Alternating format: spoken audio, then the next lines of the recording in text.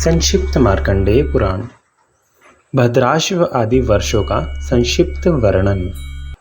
मार्कंडेय जी कहते हैं, मुने, इस प्रकार मैंने भारतवर्ष का यथावत वर्णन किया। इस देश में ही सतयुग, त्रेता, द्वापर और कलयुग, इन 4 युगों का तथा 4 वर्णों की अवस्था है। अब शैलराज देवकूट के पूर्व जो भद्राश्व वर्ष है उसका वर्णन सुनो। वहाँ श्वेतपर्ण, नील, पर्वत श्रेष्ठ, शैवाल, कोरंज तथा पर्णशालाग्र, ये 5 कुल पर्वत हैं। इनसे उत्पन्न हुए और भी बहुतेरे छोटे छोटे पर्वत हैं। उनसे लगे हुए अनेक प्रकार के हजारों जनपद हैं, जिनके नाम कुमुद, संकाश, शुद्ध सानु और सुमंगल आदि हैं। सीता, शंखावती, भद्रा तथा चक्रावर्ता आदि वहाँ की नदियाँ हैं, जिनके पाट बहुत विस्तृत हैं। उनका जल बहुत ठंडा होता है। भद्राश्व वर्ष के सभी मनुष्य शंख तथा शुद्ध स्वर्ण के समान कांतिमान हैं। उन्हें दिव्य पुरुषों का संग प्राप्त होता है। वे बड़े पुण्यात्मा होते हैं। उनमें उत्तम मध्यम का भेद नहीं होता, सब समान ही देखे जाते हैं। वे स्वभाव से सहनशीलता आदि 8 गुणों से युक्त होते हैं। वहाँ 4 भुजाधारी भगवान विष्णु है ग्रीव रूप से विराजमान रहते हैं। वे मस्तक, हृदय, लिंग, चरण, हाथ और 3 नेत्रों से सुशोभित हैं। उन जगदीश्वर के अंगों में भी पूर्वतः देशों की स्थिति जाननी चाहिए। अब उससे पश्चिम में स्थित केतुमाल वर्ष का वर्णन सुनो। वहाँ विशाल कंबल, कृष्ण जयंत, हरि पर्वत, विशोक और वर्धमान, ये 7 कुल पर्वत हैं। इनके सिवा और भी बहुत से पर्वत हैं जहाँ लोग निवास करते हैं। उस देश में मौली, महाकाय, शाखपोत, करंभक तथा अंगुल आदि सैकड़ों जनपद हैं।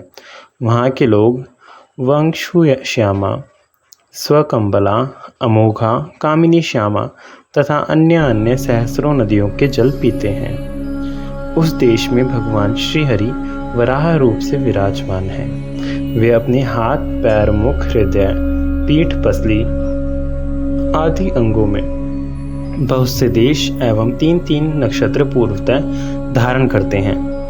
वे नक्षत्र भी पहले की ही भांति उन देशों के लिए शुभाशुभ सूचक होते हैं।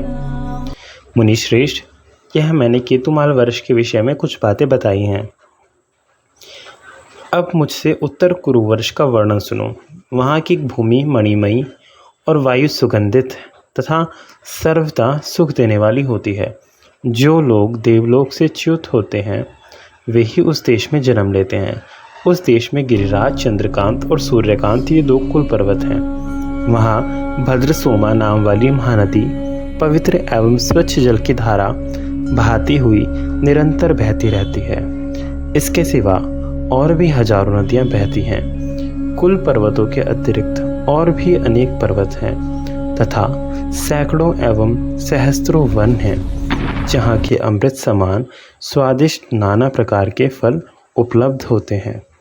उत्तर कुरु वर्ष में भी भगवान श्री कृष्ण पूर्व की ओर सिर करके मत्स्य रूप में विराजमान रहते हैं।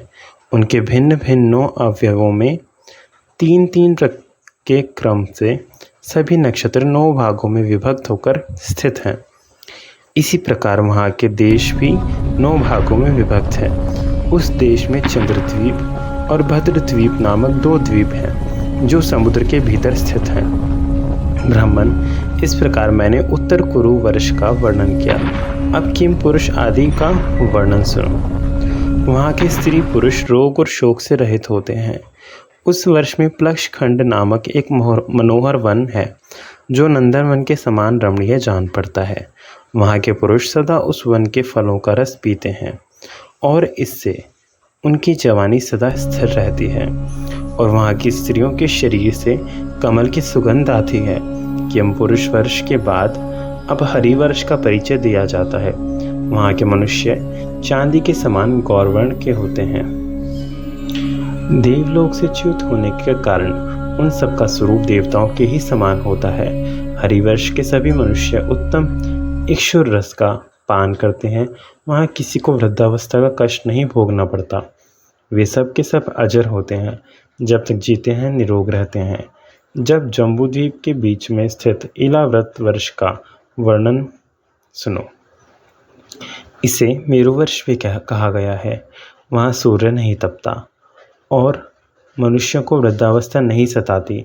चंद्रमा, सूर्य, नक्षत्र और ग्रहों की किरणें वहाँ प्रकाश में नहीं आती, क्योंकि स्वयं मेरु पर्वत की प्रभा उन सब की अपेक्षा बढ़कर होती है। वहाँ के मनुष्य जामुन के फल का रस पीते और कमल की सी कांति धारण करने वाले, कमल के समान सुगंधित एवं कमल दल के सदृश विशाल नेत्र वाले होते हैं। इलाव्रत के मध्य में मेरु पर्वत की स्थिति है। वह शराब पूर्वे के समान नीचे पतला और ऊपर चौड़ा होता गया है। उस वर्ष में महागिरि मेरु ही एक पर्वत है और उसी से इलाव्रत वर्ष की प्रसिद्धि हुई है। इसके बाद रम्यक वर्ष का वर्णन करता हूँ, सुनो। वहाँ हरे पत्तों से सुशोभित एक ऊंचा बरगद का वृक्ष है। उसी के फल का रस पीकर वहाँ के निवासी जीवन निर्वाह करते हैं। वे जरा और दुर्गंध से रहित तथा अत्यंत निर्मल होते हैं। एक दूसरे के प्रति प्रगाढ़ प्रेम ही उनका प्रधान गुण है। उसके उत्तर में हिरण्यक नामक वर्ष है, जहाँ प्रचुर कमल वनों से सुशोभित हिरण्यवती नाम की नदी बहती है। वहाँ के मनुष्य बहुत बड़े, बलवान, तेजस्वी, यक्ष के समान सुंदर, महान, पराक्रमी, धनवान तथा नेत्रों को प्रिय लगने वाले होते हैं। ओम नमः शिवाय।